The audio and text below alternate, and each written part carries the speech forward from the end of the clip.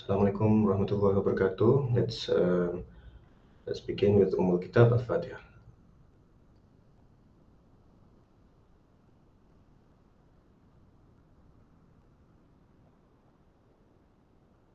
Can you see my screen? Yeah. Okay, good morning. So today we will continue with the next topic, topic 12 on data protection law, data protection in Malaysia. Okay, when discussing this topic, we will be referring to the Personal Data Protection Act, 2010. So it's also like acronym is PDPA, Personal Data Protection Act 2010. When we talk about data protection, this is an important area of law which is also growing at this very moment. Many corporates, corporate sector as well as individuals are very concerned about the safety of their data. As people say, now data is the new gold. Data, when people have control of data as if it is more valuable than money, and huge social media companies as well as marketing companies, they run uh, purely on controlling or having control over customers' data. So this has become a lot of concern, particularly for basically around the world. It has become concerns as far as the safety or the protection of personal data is concerned. Um, I would say as far as Malaysia, the Malaysian situation, our awareness as of maybe as of now has increased a lot. But if you compare 10 years back, the awareness on the need to protect our data is still very, very scarce or very low. So people don't mind giving away their IC number whenever any promoter approach them, ask them to sign forms and whatnot. Those were the days when um, people, people don't mind. I think this does not happen only in the public setting, but also in the university setting. I think you might come across people asking for your personal data, and if you refuse to provide your personal data, there might be some awkwardness, um, in a way. For example, if let's say your friend is working for a particular project, and then he is asking you to fill up a form.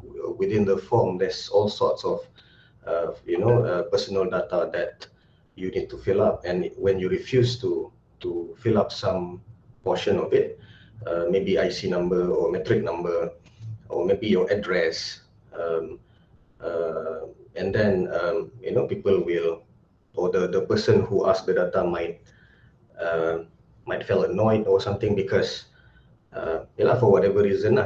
But seldom people think that personal data is actually something very valuable, and people can do a lot of things if they know how, as far as the data is concerned. So when the cases on cheating, identity theft were on the rise, then people started to pay close attention on the need to keep our data safe. And Alhamdulillah, in 2010, Malaysia has managed to introduce PDP law or PDP Act in Malaysia. And recently, as far as European region is concerned, there is also a new a new statute regulating European countries, which is known as GDPR, European Union GDPR, apa tu? Di nama panjang dia Data Protection Regulation, European Union GDPR, tak ingat pula G tu apa. You can check it out. So this is a statute that regulate apa ni or it rather, people are saying that this EU GDPR is becoming the new standard setting law as far as data protection around the world is concerned. But remember, these are international law, so when whatever new development will have to be brought to the parliament for debate and to be passed lah, yeah. So just sharing with you some issues, some issues relating to personal data being compromised. Yeah, this is about case of Equity Trust, about data leakage, due to exiting employees.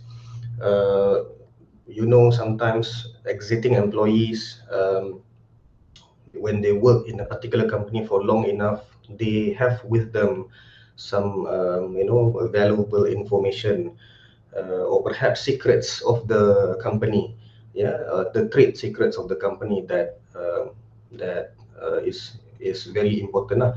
But when they exit the company, they bring together with them or their knowledge, sometimes the networking as well. And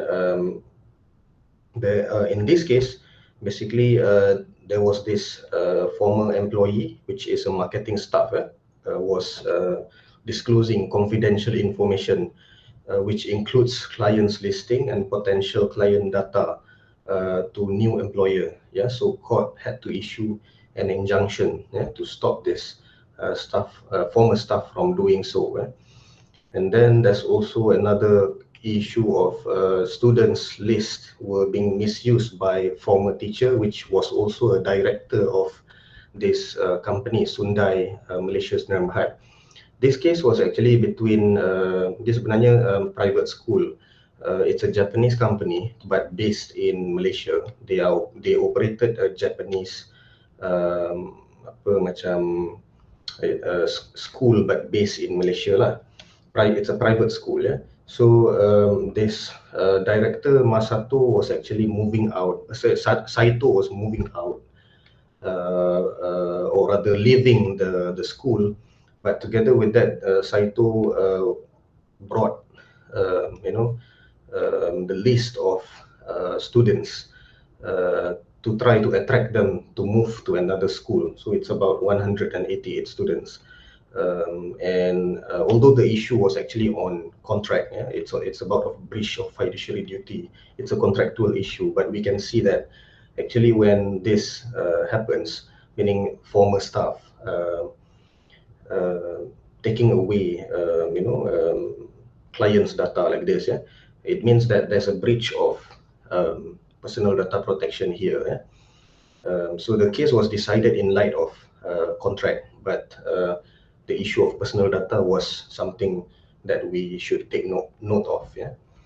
And then there's also another case, Lee Wei Po, where it concerns the taking of patient's picture without consent, which has been held to be a breach of privacy. This case, we will look at the facts of this case afterwards. There's a slide on this, but this is where the patient's private parts were, the picture of the private part was taken during surgery. So it was held that this taking of picture was against, or she did not consent to it. So therefore the court here held that breach of privacy is actually actionable. We will look at this case afterwards. And there's also this issue of disclosure of passengers' data, where this concerns, actually it's not a court case. It happens to this artist. They were traveling together with this guy. Apa ni, and then uh, when this artist was apa ni, was, kan selalu when we go and for flight di yang dekat gate tu kan, they will check our boarding pass, and there will be a copy for them and a copy for the passenger kan. So this particular piece of boarding pass was snapshot or taken the staff of MAS took a picture of this boarding pass with all the very specific details there. I believe IC number must be there as well kalau tak salah. Kalau tak salah lah. Tapi kalau but anyway, all the full name and the details are there. And this case actually, the artist decided to sue Malaysia Airlines. This happens in 2014. But as far as I checked, I haven't heard about any update on whether the case proceeded to trial or not. So I'm not sure. Maybe if you are a huge fan, maybe you can check lah. Kan. Tapi this is another example lah. People sometimes boarding pass kan orang buang-buang aja kan. But actually it contains a lot of important data. There's also other kinds of data breach, breach of data protection reported over the news, and it happens in the context of university setting as well. Unfortunately, unfortunately. But as far as IAUM is concerned, we have a personal data protection policy. So we basically, the university said that they hold firm to this policy of protecting the personal data of everyone, staff as well as students in the university. But whether PDPA Act applies to the education sector, that we will explore after this. Okay, it applies, but in a certain kind of setting. Ni ada banyak lah, UiTM lah, apalah semua ni. These are all news reported in the newspaper. Okay, let's now take a look at PDPA 2010. This is the act. This is the act. PDPA 2010. I have shared with you the soft copy on our Google Classroom. Basically, the purpose of the act is to regulate the processing of personal data in commercial transaction, and to provide matters connected therewith, and incidental thereto. So it applies to personal data processing in commercial transaction.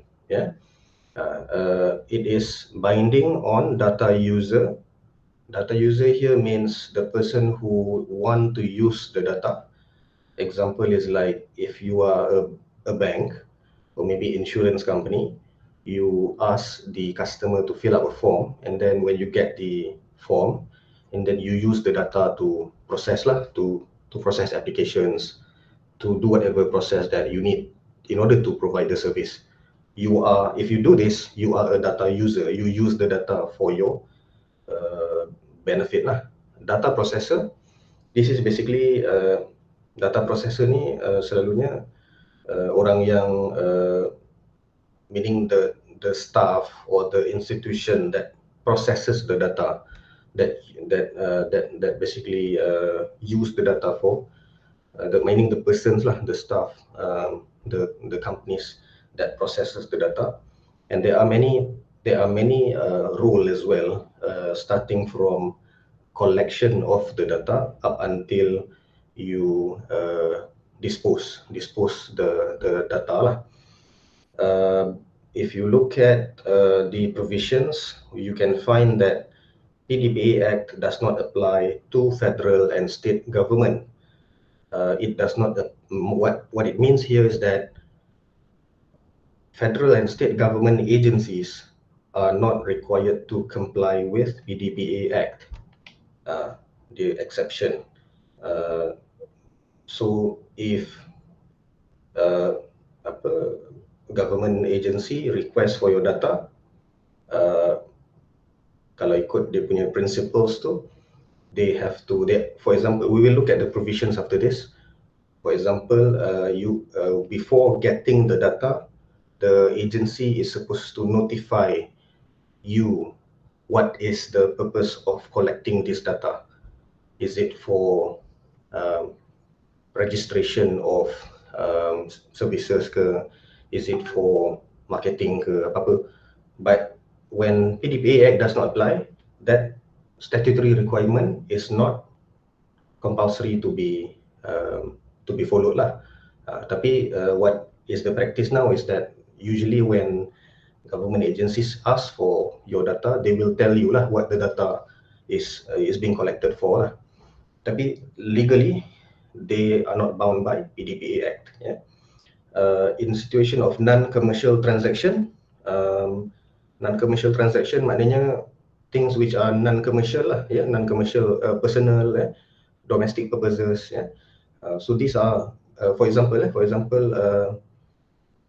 collecting data for purpose of education, education purpose. Teachers collecting your data for maybe to record attendance, for example. So these are personal or domestic purpose, not non-commercial. And it is this law passed in 2010 and enforced in 2013. Okay, let's look at Section 4. Section 4 of PDPA Act. PDPA defines personal data. This is the definition. If you look at the statute, this is the interpretation section. So we put it in a graphical form like this.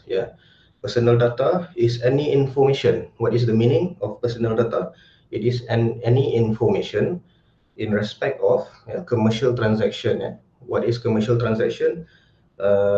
Any transaction of a commercial nature, whether you make a contract or not, including goods, services, agency, employment, blah blah blah, semua. Whether doesn't matter whether you make a contract or not. Sometimes it's commercial, but you don't make a contract. It's the data is used in a commercial setting, but you don't enter into a contract with the party, for example. So katalah for purposes of invitation to trade kan have yet to, or negotiation, for example. So you don't enter into a contract yet kan. Okay, personal data that relates directly or indirectly to a data subject. Data subject here is basically an individual who is the subject of the personal data. Meaning, if you have been requested to fill up, to give your data, you are a data subject. Maknanya you are, people are using your data lah. You are being requested to fill up the form. You are a data subject. And this is regardless of nationality or residence. Where the data subject is identified or identifiable, this is also the personal data. And personal data includes any sensitive personal data. What is sensitive here? Sensitive means maybe something relating to physical, mental health, mental condition or physical condition, maybe your political opinion, maybe your religious belief, or maybe a record of any commission of crime or offense. So this is regarded as sensitive personal data, which is defined as personal data under Section 4. And then personal data also include expression of opinion about the data subject. Maybe the data subject's opinion about his former employee is a personal data under Section 4. And a personal data is processed when the data is processed by automated means, or the data is recorded as part of relevant filing system. So this is maknanya data tu is defined or is captured under the definition of personal data in Section 4.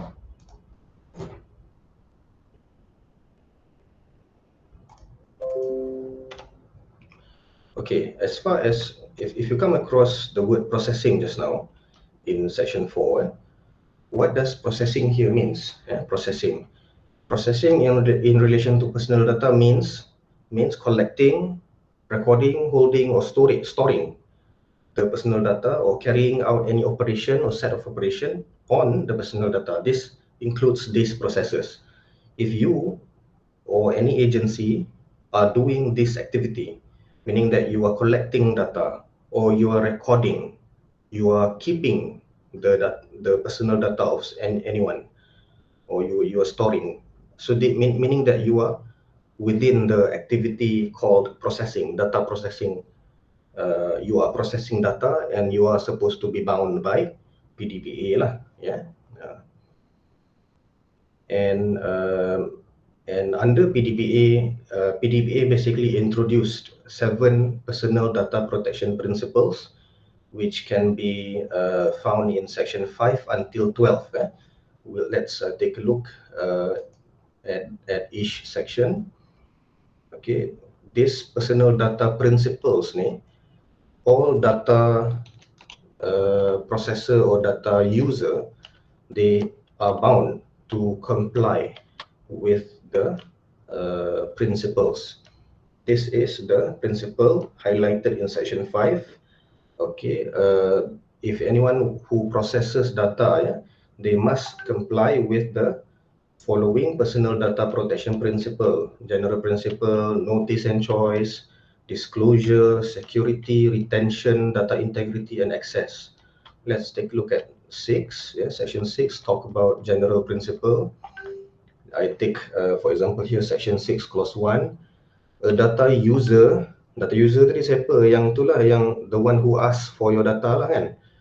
Shall not, in the case of personal data other than sensitive personal data, process personal data about the data subject unless the data subject has given his consent to the processing of the personal data. So example, uh, the someone or maybe any marketing agent wants you to fill up the form.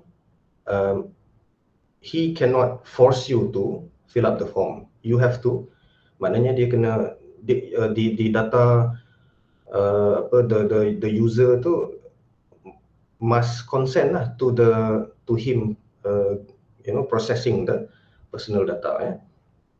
So kalau tak consent, tak boleh. It will be in breach of section 6, and basically it is an offense lah.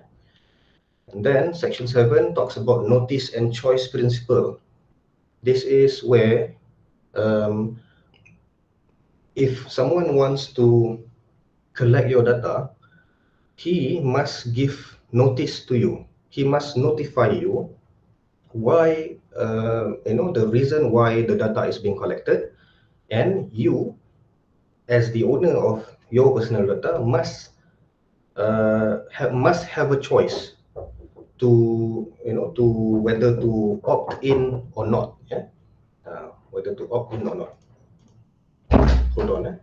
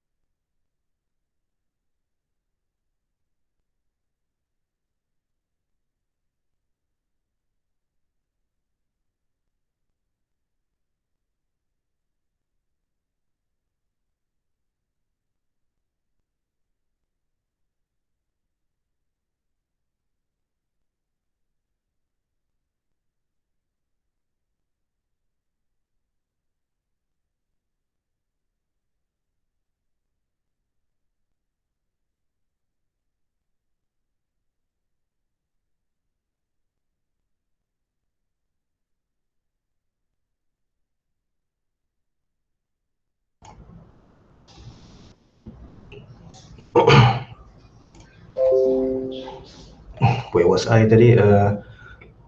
Apa ni, section 7, notice and choice principle applies to any data user. Those who use data must ensure a notice, maknanya the owner of the data tu must be notified the purpose, why you are collecting data, why you are processing the data. And for example here, if you look at 1D here, section 17 clause 1D, data subject has a right to request access to the personal data that he gave, and if there's something wrong, he has the right to request correction of the personal data.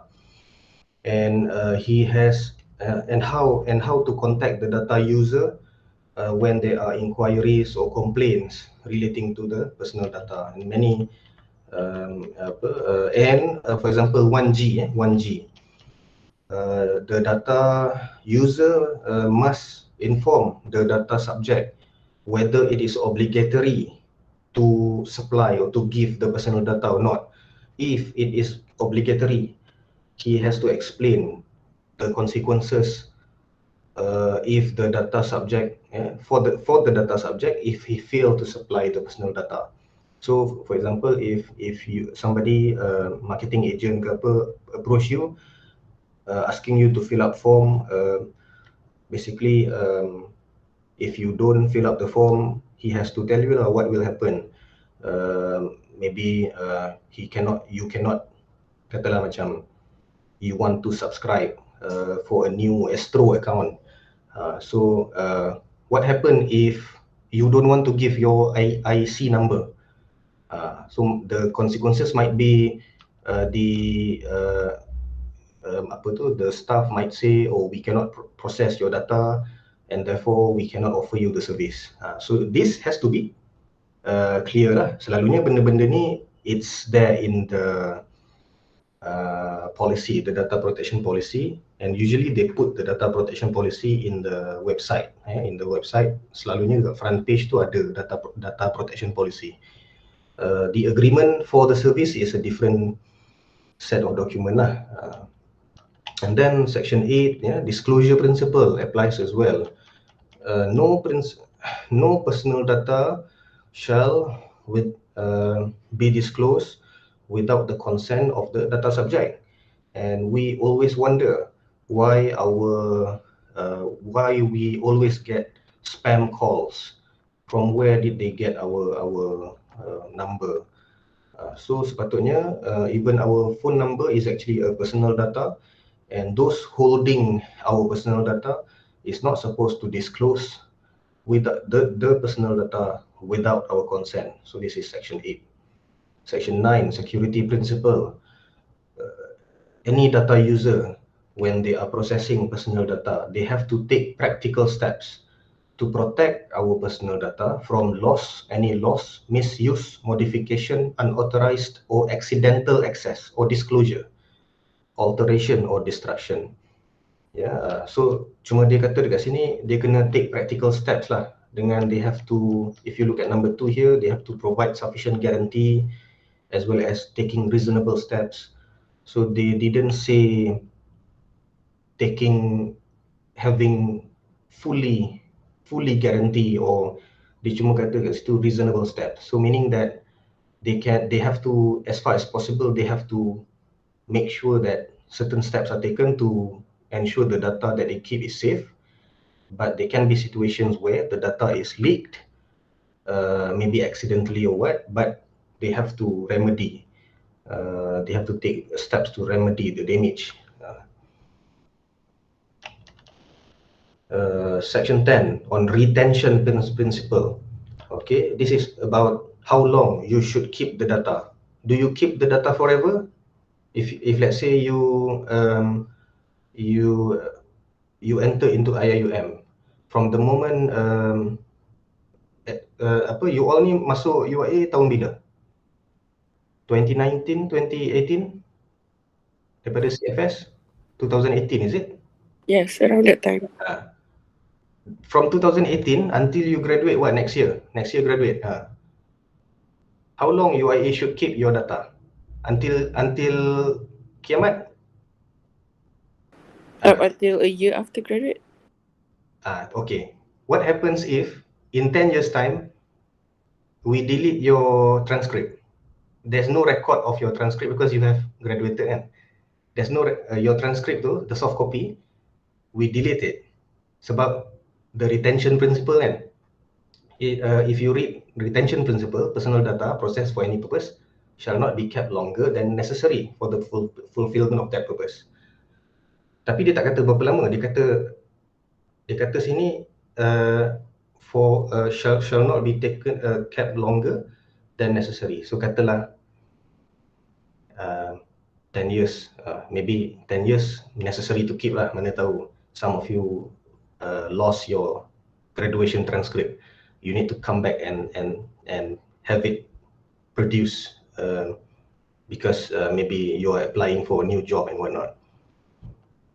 So itulah maknanya this is subject to interpretation lah. Tapi kalau katalah for the first batch of IIUM, so rasa should we still keep the personal data of students, of ex-students?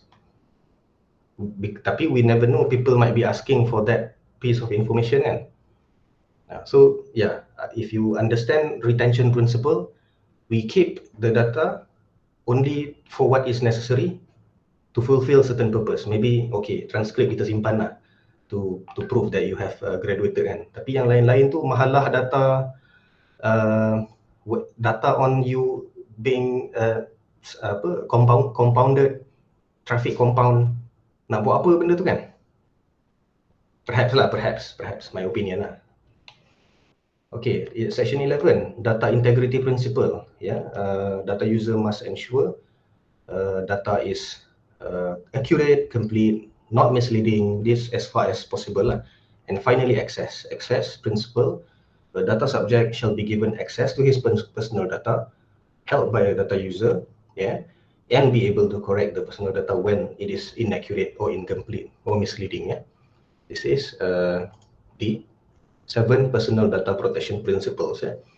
If any data user contravene this principle, it is an offense. It is an offense punishable with fine as well as imprisonment. So PDPA Act basically covers these sets of rules. It regulates processing of personal information. Before this, we don't have this kind of principles. So PDPA Act ni yang establishes the principles. It introduces new offense on data abuse. It recognizes rights of individuals on personal data and so on. So creation of new data offenses, for example, if there is a breach of data protection principle, action can be taken against, and usually it will be the commissioner of the PDP who takes action lah. Dia bukannya polis yang take action for breach of PDP. There will be kita ada jabatan PDP, Jabatan Perlindungan Data Pribadi, under which is based in Ministry of Communication. So selalunya this particular commission will take action lah. Dia macam MCMC tapi dia another commission for data protection. Failure to register as a data user when applicable, you're supposed to register. Let's say if you are an ISP, ISP collects personal data of clients, so they are supposed to register as a data user under this provision. Unlawful data collection, collection of personal data and so on. Okay, under the PDP class of data user order, this is a subsidiary legislation under the PDPA Act. It recognizes these classes of data user. If you are a communications company, like maybe Celcom, meaning that you are a data user under the class of communication. If you are banking, bank lah, insurance, health, education and so on. So kalau macam education, if we are using your data for commercial purpose, then we have to comply with PDPA Act. But if the data is being used not for commercial purpose, then legally we don't have to comply, but it's always best practice to comply with the data protection principles that I have explained earlier. Just sharing with you a case, Public Bank Berhad and Tan. Yeah, this was actually concerning a defendant who has an obligation to give actual notice to the plaintiff for the change of address. Yeah, and plaintiff being a bank was actually a data user, was held to be a data user under Section 4 of the PDPA Act. Yeah, and the bank was bound by the provision of PDPA Act. Yeah. So here the notification sent by email by first defendant was found to be not secure. There was an email sent, and then the email was not secure, and plaintiff have no knowledge of who had sent the email. Yeah, it was not encrypted. Yeah, and here the court held that there was a breach of the principles of the principles that I mentioned earlier. Plaintiff here would have run the risk of compromising the security of PDP, yeah, of the defendant, yeah, which is actually a principle prescribed under Section 5. So the bank, even when they send email they have to make sure that the personal data sent through email have to be secured in order to comply with the requirement under Section 5. Sebab tu sekarang ni kalau beli insurans kereta, for example, so many passwords that they have arranged for you in order for you to open up the document. So itu especially in insurance, a lot of very personal information. So they have adopted this security measures in order to comply with the requirements of PDPA. These are some updates, which are in the pipeline. I just go through sekali lalu je, but the suggestion on the updates are still ongoing. Mind you, just to let you know, there are more than 18,000 issues being reported to the Commissioner for Data Protection, including complaints and so on. Maknanya sekarang ni there are many sectors which as far as personal data protection is concerned, they have issues. They don't comply with the principles, and then data security, data is being leaked. And this involves the complaints relate to unconsented processing, for example, or disclosure of personal data, unauthorized use of data by exiting employees, unconsented direct marketing, and so on. Unauthorized sale of data. So education about the need to protect our PDP is ongoing by many agencies. This is ongoing. And the Commissioner for PDP has also been doing inspections when they inspect agencies to check the system, whether when the data user process personal data ni, whether they comply with the principles of data protection. Okay, banyak enforcement memang banyak buat dah. Contoh example here, tourism sector, education pun ada, ada yang for example private university, they process data but they don't have the certificate or they don't register as a data user and so on. Okay, this is a code of practice. Well, just nak sekali lalu.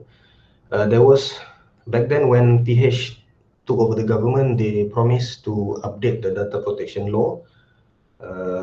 But until now, I think maybe the process is still ongoing.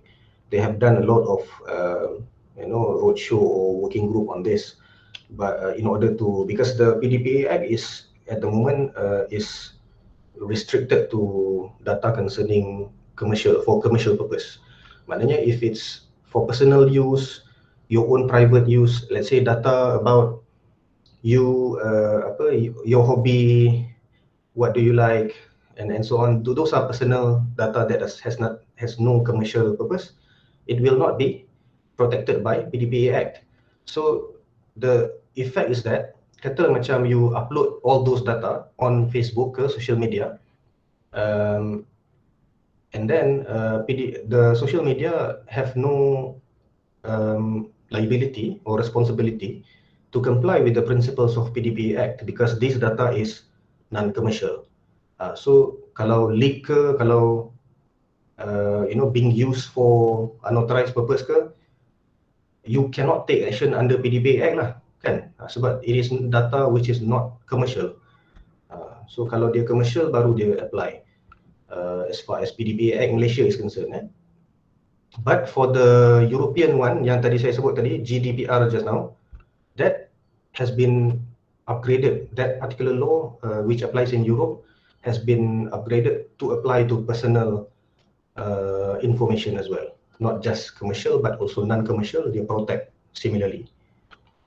So itu yang hopefully the PDPA Act Malaysia will be reviewed to consider that lah. Okay, just what to watch in the review, whether for example sebenarnya data protection ni, for your information, in corporate sectors there has been a move particularly in companies, in multinational companies like Axiata Group, Maybank and so on, kan they are operating in multinational locations kan.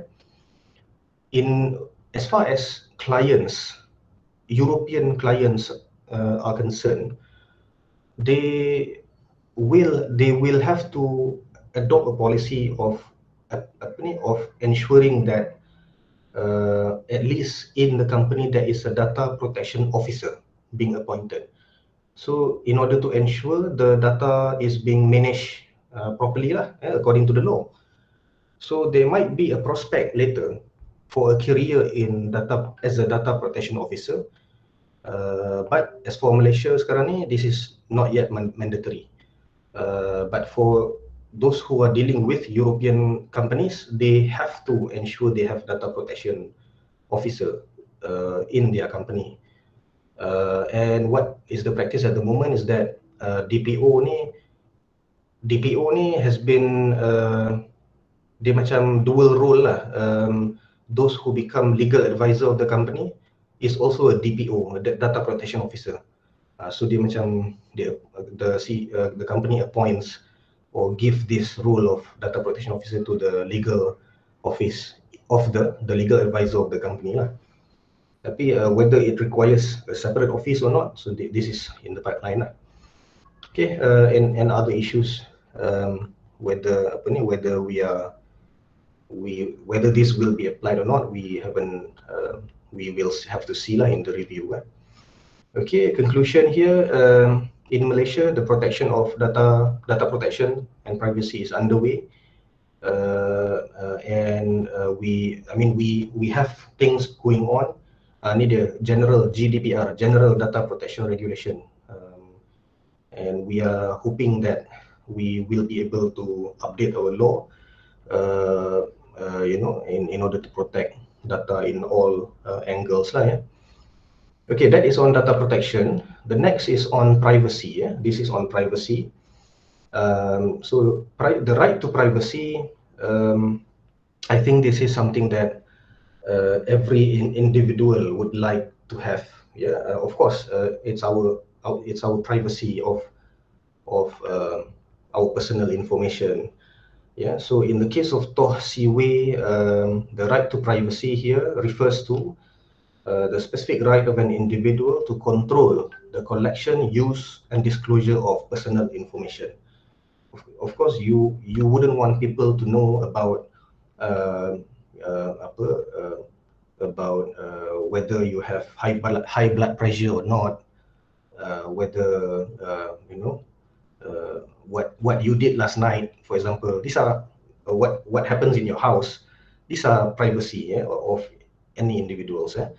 So personal information could be in the form of personal interests, habits, activities, family records, education records, communication records, medical record. Medical record pun is is a private information. Medical record tak boleh simply disclose like that. Article 5 of the Federal Constitution, it talks about right to life, but in this case of Sivara Sarasia, Gopal Sriram, Justice Gopal Sriram has interpreted that the right, or has held that the right to personal liberty includes the right to privacy. But this is, although the judge held or interpreted that privacy includes right to life, but it is not yet settled whether there is a thought of invasion of privacy in Malaysia. So when this is not settled, it means we are not sure whether this is actionable. Maknanya, if there's a breach of privacy, whether this is a thought, whether this is an actionable thought. Sebab under common law, the thought of invasion of privacy is not recognized. There have been High Court cases which has held that invasion or violation of privacy is not a recognized thought or a cause of action in Malaysia. But we are seeing some cases that is starting to recognize this example here is Lee Iwipo 2010. If you still remember, this is the case yang awal-awal tadi, regarding doctor taking picture of the patient's anus during a medical procedure. So this case, the first defendant, the doctor, had taken a picture of the plaintiff's anus during a medical procedure without informing the plaintiff. So the reason was for medical purpose, and he claimed that taking photographs during the course of medical procedure without the consent of the patient is something common, is an acceptable practice, kata dia lah. And then in this case, the judge in Lee Iwi case referred to the judgment of Court of Appeal case of Maslinda Ishak. And in this case, the judge held that invasion of privacy rights are actionable in Malaysia. So let's take a look at Maslinda Ishak. Maslinda Ishak Court of Appeal case, actually it concerns, the case is not about a suit or a legal action on invasion of privacy. The case was about this GRO was photographed easing herself in a truck. The truck owned by Rela. So dia kena raid, lepas tu kena tangkap, lepas tu there was this particular GRO ni was photographed easing herself in the truck owned by Rela. So the GRO sued the first defendant, Rela, Jawi, as well as Government of Malaysia. And in this case, in the Court of Appeal case here, she was granted damages for taking of the photo without her consent, something like that lah. So the High Court and Court of Appeal judgments did not discuss whether the thought of invasion of privacy is a recognized thought in Malaysia. Dia tak discuss. Tetapi when the Court of Appeal gave damages, meaning allowed damages for that GRO, for these defendants taking the picture of her easing herself in the truck tu, as if indirectly the court is somehow inclined to recognize that this is an invasion of privacy.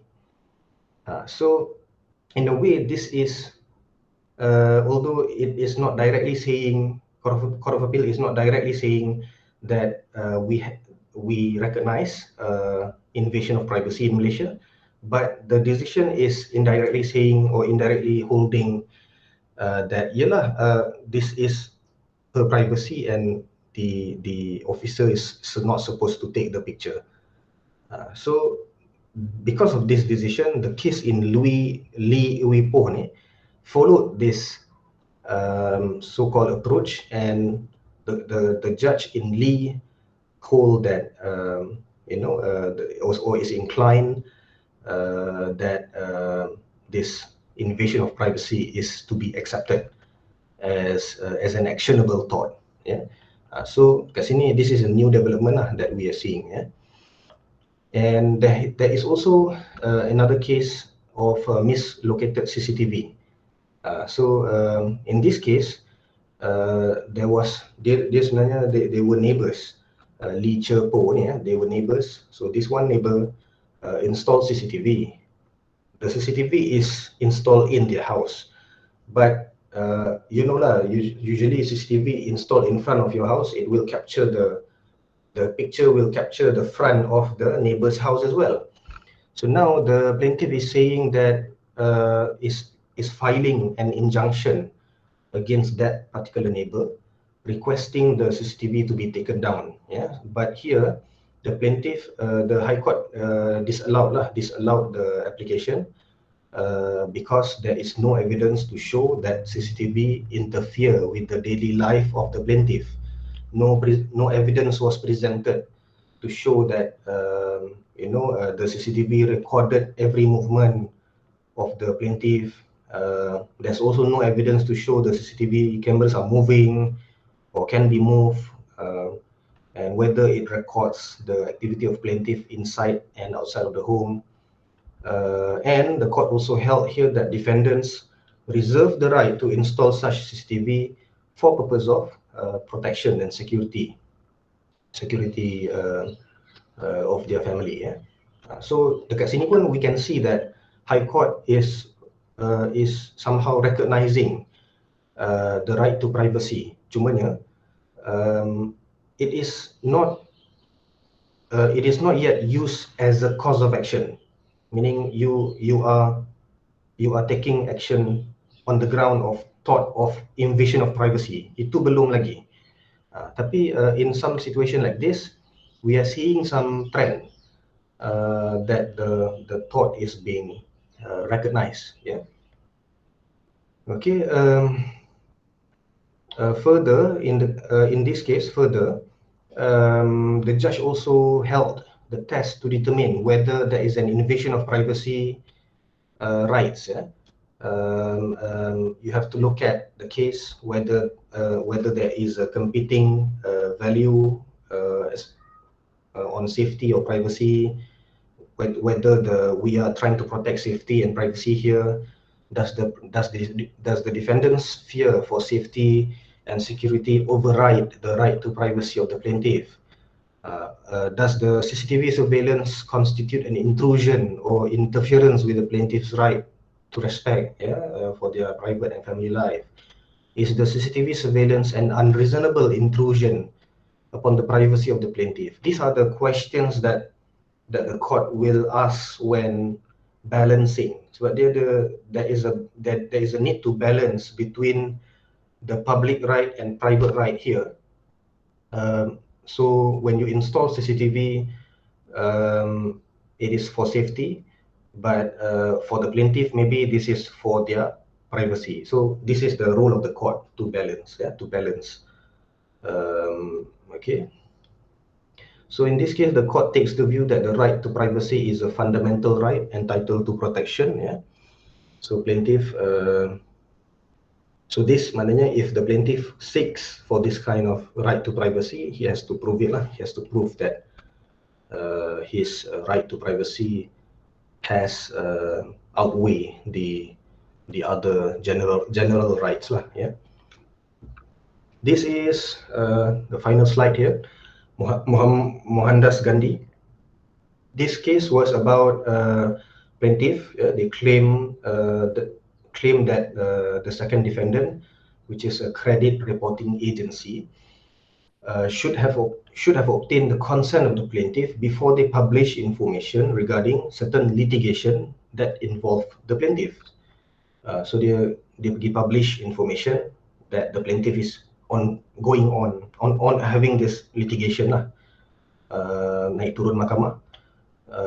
And according to them, they are supposed to get consent before that information is released. But the court here held that in Malaysia, the law on the issue of invasion of privacy, it is only limited to the matters of private morality and modesty at the moment. So this case was about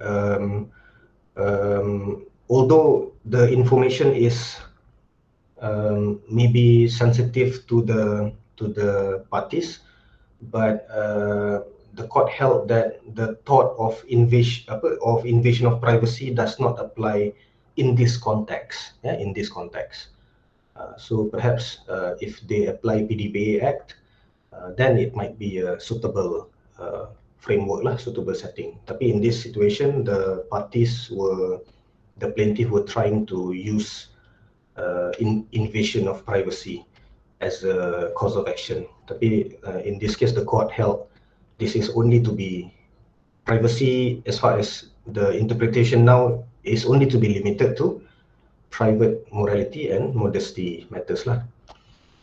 Okay, with that, we have come to the end of topic 12. Just a bit of summary.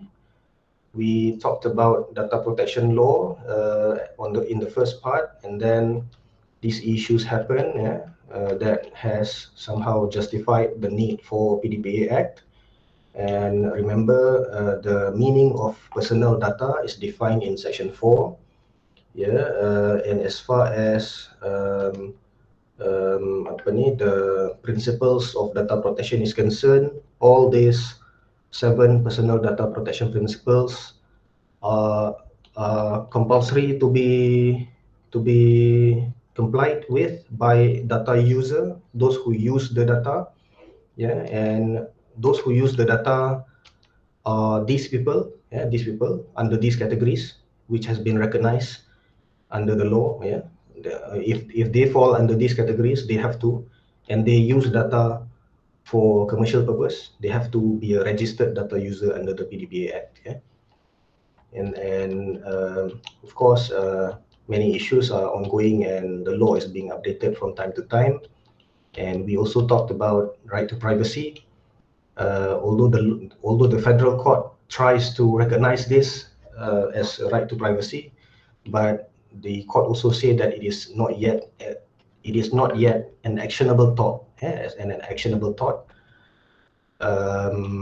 Some cases like this try to recognize the case as an actionable tort, but we are not seeing a consistent development as far as this area of law is concerned lah. Maknanya kita tak sure lagi dia betul-betul actionable or not. Only in 1 or 2 cases like this, the court try to recognize. But we are seeing a positive development as far as protection of privacy is concerned. In these kind of situations lah. Okay, thank you. I open to questions, if any.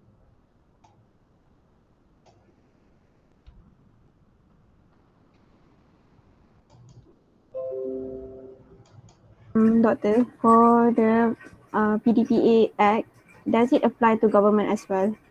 It does not apply to government agency, federal government and state government.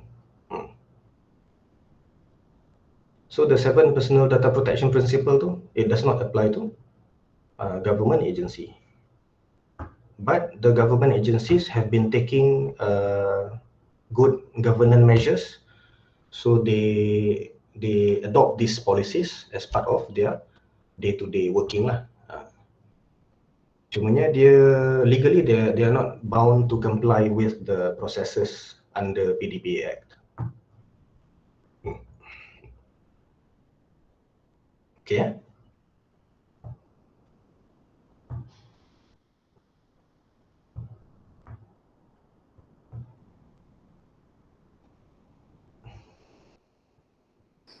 Sir.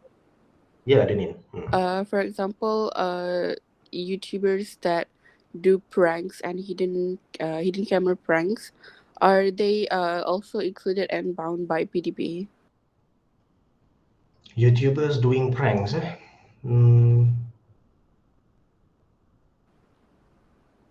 I think pranks ni selalu macam mana dia Adakah pranks tu they get data from the pranks? Maybe they're like recording someone from Oh, afar that they cannot see the camera. I think this is more of a privacy issue lah, privacy. Bukan personal data punya issue lah. So privacy, the thought of privacy applies lah kan. So kalau if there is a breach of privacy, again, as I said earlier, the there is yet to be any actionable thought on invasion of privacy in Malaysia. This is also similar to the position in common law, English law sama. Maknanya kalau kita nak saman on the ground of invasion of privacy, tak ada lagi. Tapi we are seeing some development lah on this, macam cases yang saya tunjuk tadi. So macam tadi, if you say YouTubers doing pranks, suddenly knocking on someone's door, lepas tu orang tu terkejut, lepas tu didn't dress properly and so on.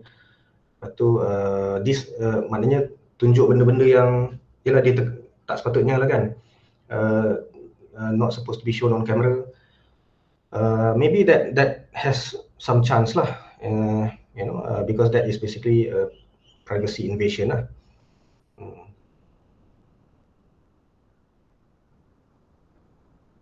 Okay, admin Alright, thank you, sir. Sir, Yes, Sarah. this act, it is not applied to the government agency, right? So let's say that if a public servant who was the one that leaked the personal data, what would happen to him? Would he be liable? Meaning the public servant, katalah in the context of what applies under the PDPA Act, because the government is not bound by PDPA Act, meaning action cannot be taken against the agency for breach of PDPA. So it can action can be taken against the individual, meaning the public servant himself. Maybe under a different law lah. Contohnya macam misconduct of the public officer. So under a different law, but not under PDPA Act. Alright, sir. Thank you.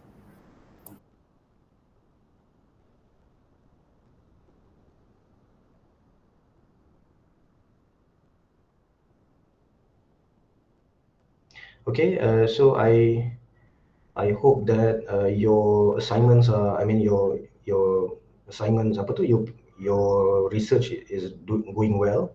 If there are issues, please, you are always, I'm open to, if let's say you need any discussion or consultation, can schedule a meeting with me. Yeah. Next week, the symposium is next week. Yeah. So next week we will not be having lecture. We will start at 9. You can start to come in at 9:15 lah. 9:15 tu boleh masuk. And then we will start at 9:30 like that. 9:25 there'll be a speech by the dean, and then terus we will start with the first forum, and then I think at 10:30 macam tu standby for the groups for the presentation. I think kalau tak salah 3 groups dulu. And we are doing this actually in collaboration with Kuliah of ICT. So there are some lecturers from KICT who would like their students to present in our symposium as well. So I'm thinking of maybe group 1, you will present first, followed by another group from KICT, dia akan present research dia, and then selang-selang lah, selang-seli dengan kita. There will be 2 tracks, meaning here we will be divided into 2 different links. So there'll be a main Google Meet link, and then there'll be a second link. So I'll share with you the second link, the links later. So make sure nanti you join the link lah. Any question on the symposium? Semua okay? Okay, eh? So if anything, you just let me know lah. Yeah, Izrin nak tanya? I did chat you yesterday about how I group could not present at the 10:30 a.m. slot, right? So is it? It's okay. I move Oh, your. you're going to move it lah kan? I move it Okay. to afternoon, pukul 3. Okay, thank you, sir. Pukul 3:30. Okay, all right, thank you, sir. Okay, I'm expecting about 4 groups in the afternoon, 3 groups in the morning. All together 7 groups kan. Okay, that's all for today. Take care. Let's close with tasbih kafarah and salatul nas. Thank you. Assalamualaikum. Waalaikumsalam, Doctor. Thank you, Doctor. Thank you, Doctor. Thank you, Welcome. Doctor. Thank you, Doctor.